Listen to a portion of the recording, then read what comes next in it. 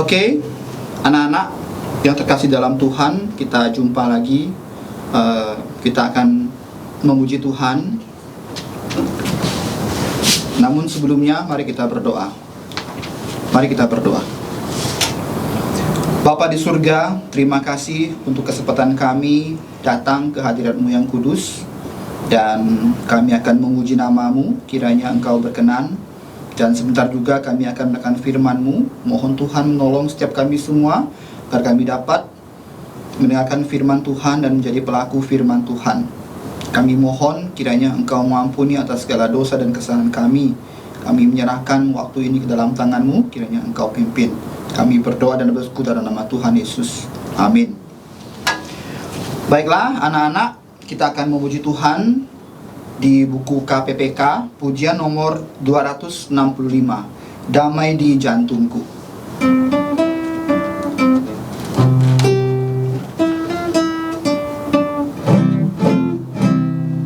Damai di jantungku, bukan dari dunia, selamanya jadi milikku. Meski awan gelap yang menutupiku, ku ada damai di jantungku. Di dalam jantungku, Dia milikku. Di dalam jantungku ada senang. Dia takkan tinggalkanku, bila janjinya. Ku tak tinggal kamu, Dia milikku.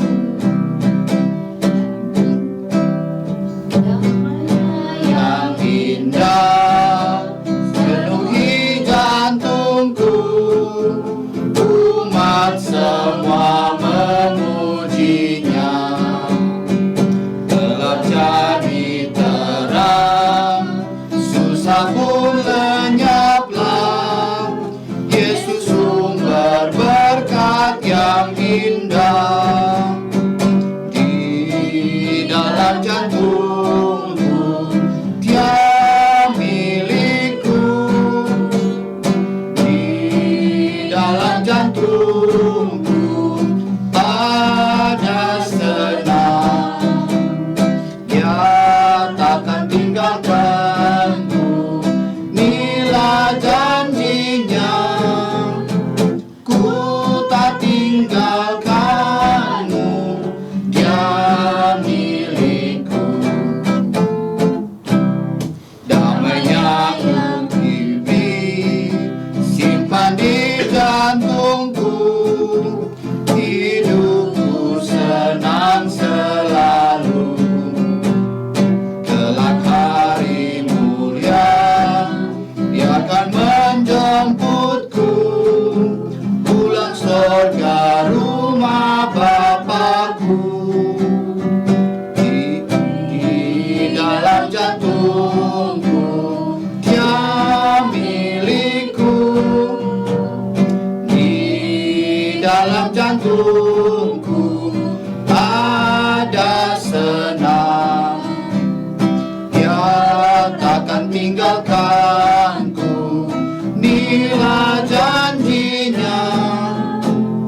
Ku tak tinggalkanmu, Dia milikku.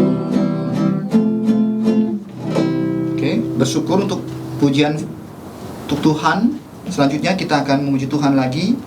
Pujian yang kedua dengan pujian nomor 234. 234. Oh Tuhan, pimpin jalanku.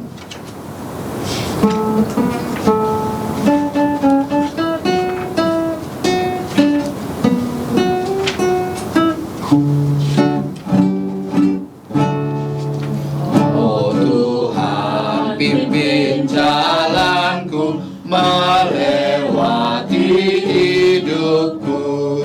Ku lemah, Kau Maha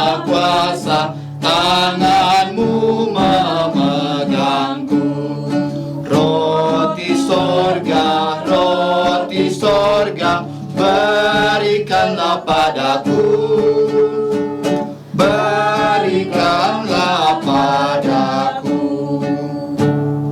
Pancarlah sumber air hidup, agar ku tak dahaga.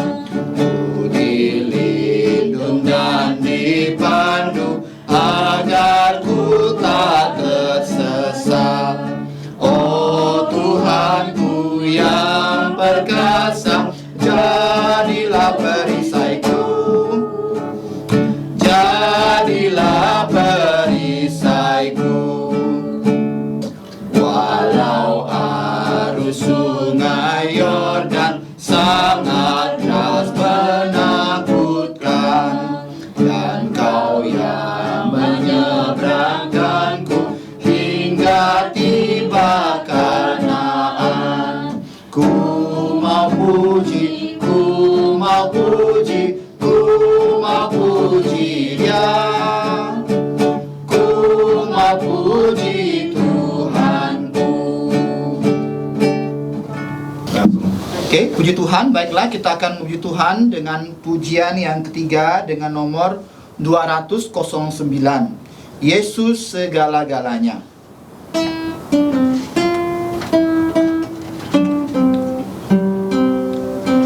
Tiga nyanyi, tiga bait saja.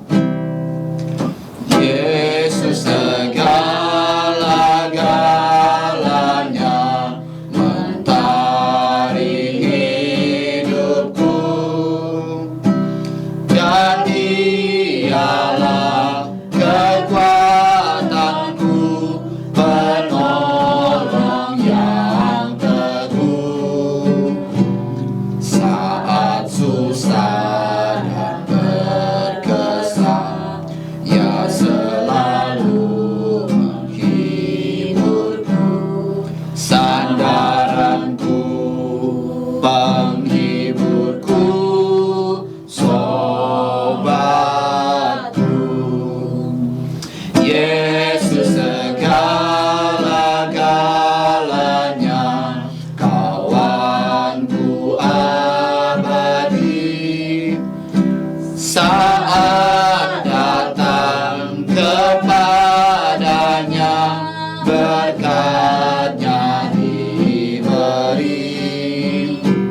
Surya dan hujan berselang, hasil tanaman melimpah. Ya segarkan, Ya tambahkan sobatku. Yesus segala-galanya, setia padaku. Tak akan ku menyangkalnya, percaya padanya. Bersamanya ku amanlah, setiap saat ku pandang Dia. Kemanapun selalu serta sobatku. Baiklah anak-anak, kita akan mendengarkan firman Tuhan yang akan disampaikan oleh Lause Elizabeth. Halo anak-anak, kita akan belajar firman Tuhan. Firman Tuhan hari ini kita belajar dari kitab pertama dari Alkitab. Apa itu kitab pertama dari Alkitab? Ya, kitab Kejadian. Hari ini kita akan belajar dari Kejadian pasal 1. Sebelum kita belajar firman Tuhan, mari kita berdoa. Saya akan pimpin kita berdoa. Bapa di surga, kami berterima kasih karena Tuhan masih menolong kami. Walaupun kami tidak dapat berkumpul untuk belajar firman Tuhan, tapi Tuhan beri kami ibadah online sehingga kami pun dapat tetap belajar firman-Mu. Ampunilah kami semua ya Bapa atas segala dosa yang kami lakukan. Tolonglah kami anak-anak-Mu supaya kami rajin belajar firman-Mu dan kami senantiasa memuji Tuhan. Hanya dalam nama Tuhan Yesus kami berdoa dan mengucap syukur. Amin. Amin. Oke.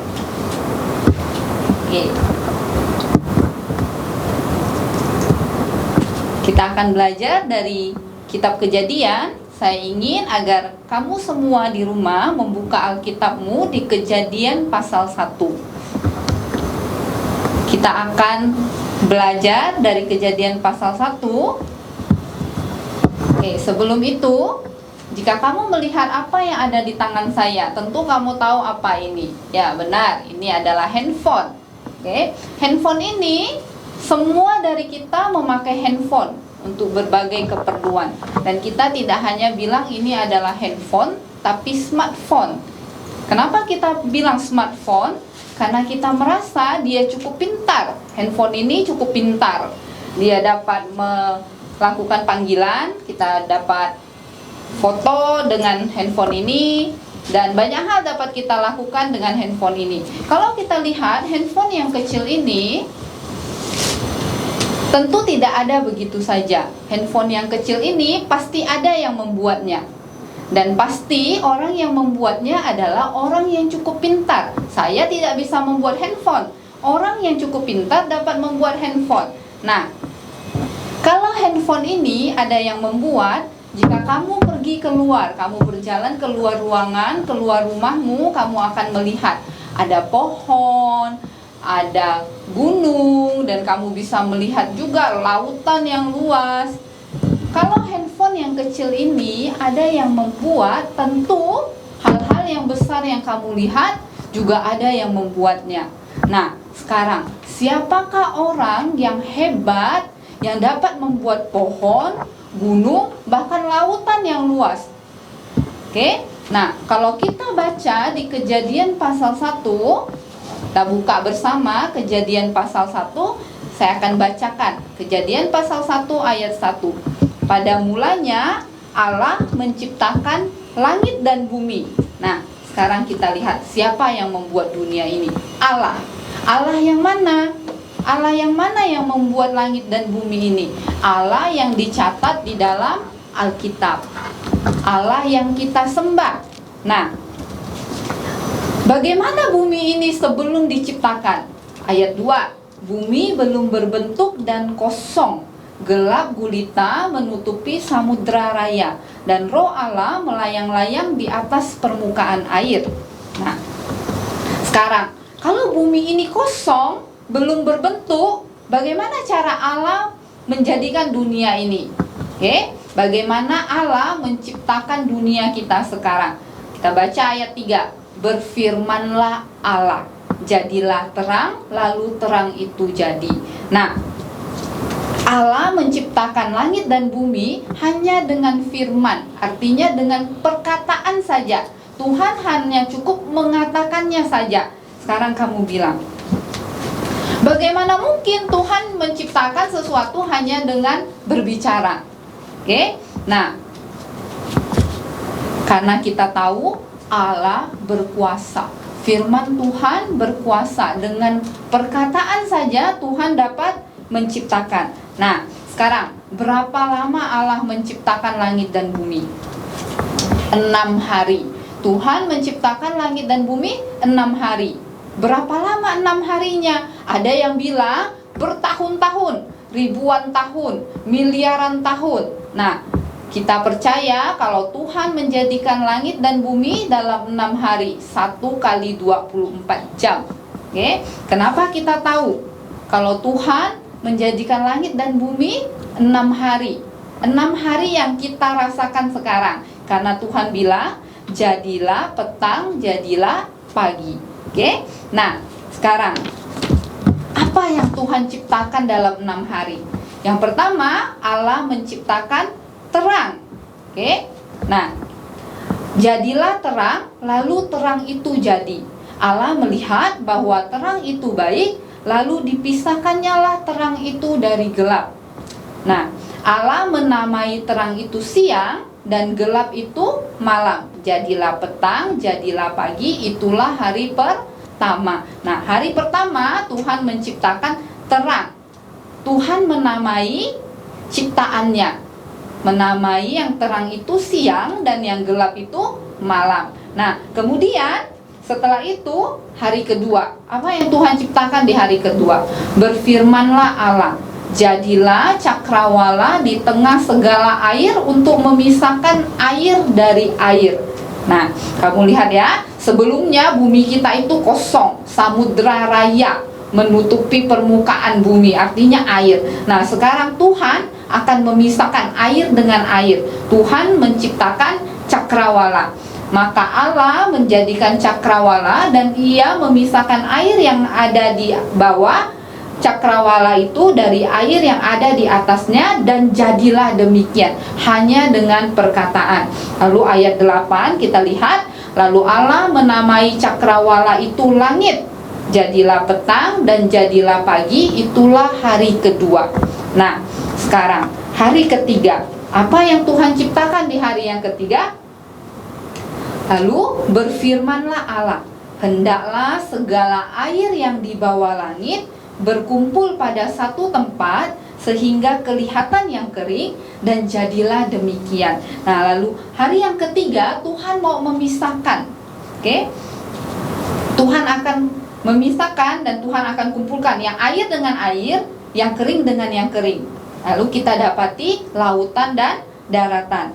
Nah, ayat 10, lalu Allah menamai yang kering itu darat, dan kumpulan air itu dinamainya laut. Allah melihat bahwa semuanya itu baik. Nah, kemudian pada hari yang sama, hari ketiga, berfirmanlah Allah, hendaklah tanah menumbuhkan tunas muda, tumbuh-tumbuhan yang berbiji, segala jenis pohon buah-buahan yang menghasilkan buah yang berbiji, supaya ada tumbuh-tumbuhan di bumi, dan jadilah demikian. Lalu Tuhan menciptakan tanaman. Tanah itu menumbuhkan tunas-tunas muda, segala jenis tumbuhan yang berbiji, dan segala jenis pohon-pohonan yang menghasilkan buah yang berbiji.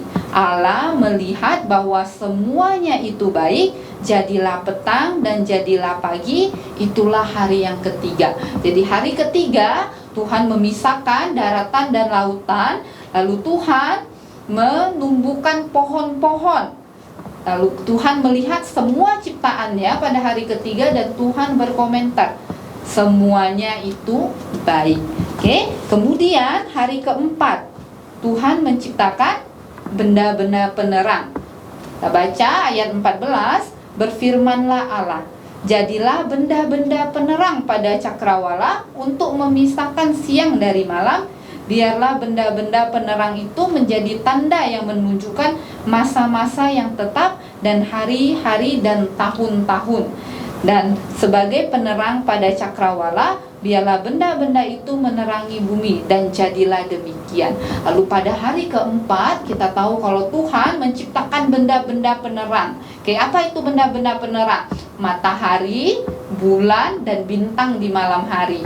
Oke, nah dari kita ulang dari hari pertama sampai hari keempat dulu, oke?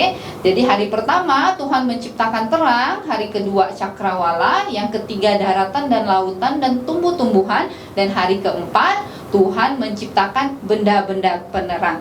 Dan Tuhan mengatakan kalau ciptaannya baik. Kita lihat bagaimana Tuhan menciptakan. Yang pertama Tuhan pisahkan, dan ada yang Tuhan kumpulkan.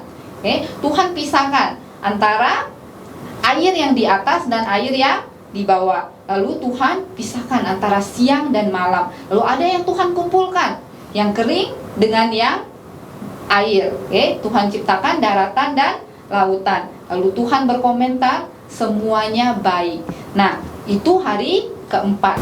Kemudian pada hari kelima Allah menciptakan binatang. Binatang di air, binatang di udara. Oke, kita baca ayat ke-21. Maka Allah menciptakan binatang-binatang laut yang besar dan segala jenis makhluk hidup yang bergerak, yang berkeriapan di dalam air, dan segala jenis burung yang bersayap. Allah melihat bahwa semuanya itu baik. Jadi kalau kita lihat binatang-binatang di air, binatang-binatang di udara, kita ingat kalau Tuhan menciptakan semua binatang itu pada hari yang kelima. Nah, sekarang pada hari yang keenam, berfirmanlah Allah, hendaklah bumi mengeluarkan segala jenis makhluk yang hidup, ternak dan binatang melata dan segala jenis binatang liar, dan jadilah demikian. Lalu pada hari ke-6 Tuhan menjadikan binatang-binatang di darat. Nah, kemudian kita baca ayat ke-26.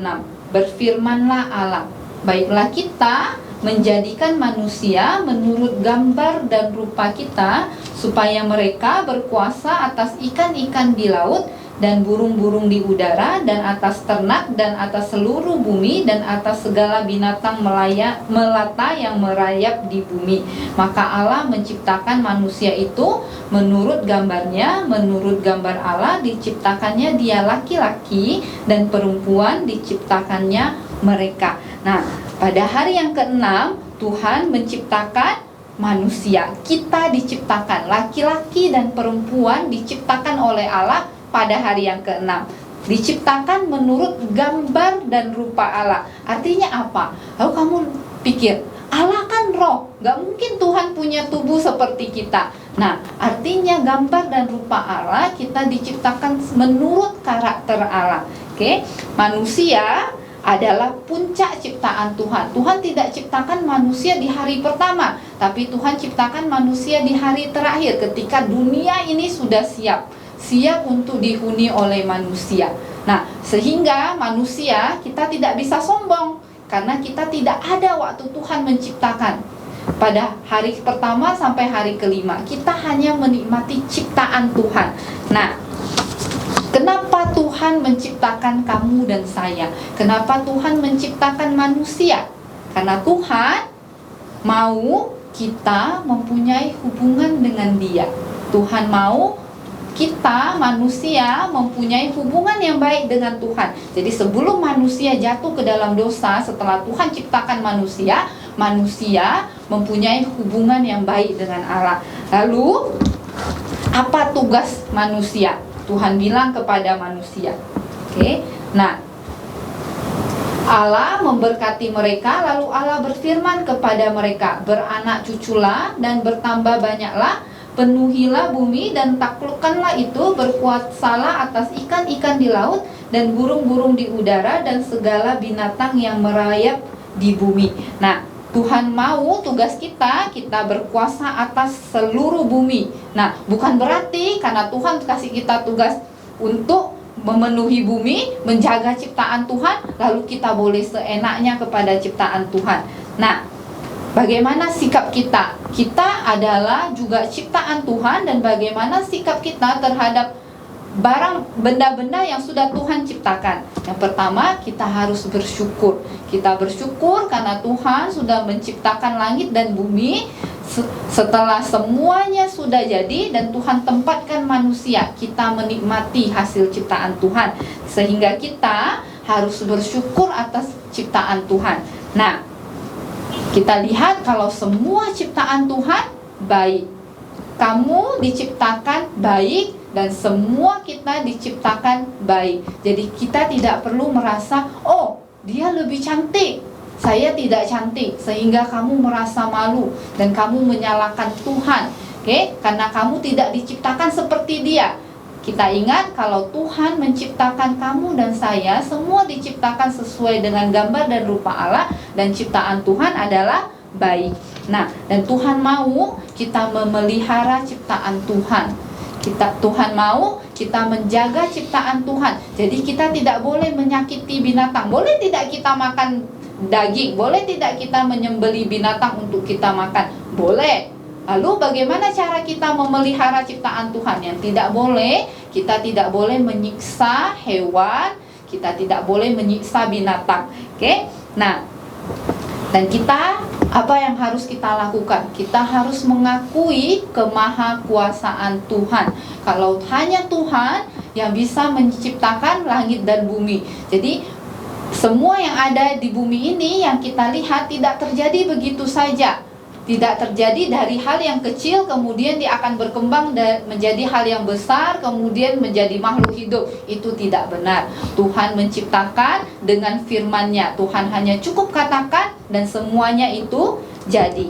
Nah, lalu setelah Tuhan menciptakan dari hari pertama sampai hari ke-6, apa yang Tuhan lakukan? Pada hari ke-7 Tuhan beristirahat. Firman Tuhan katakan, kalau Allah melihat segala yang dijadikannya itu sungguh amat baik, jadilah petang dan jadilah pagi, itulah hari ke-6.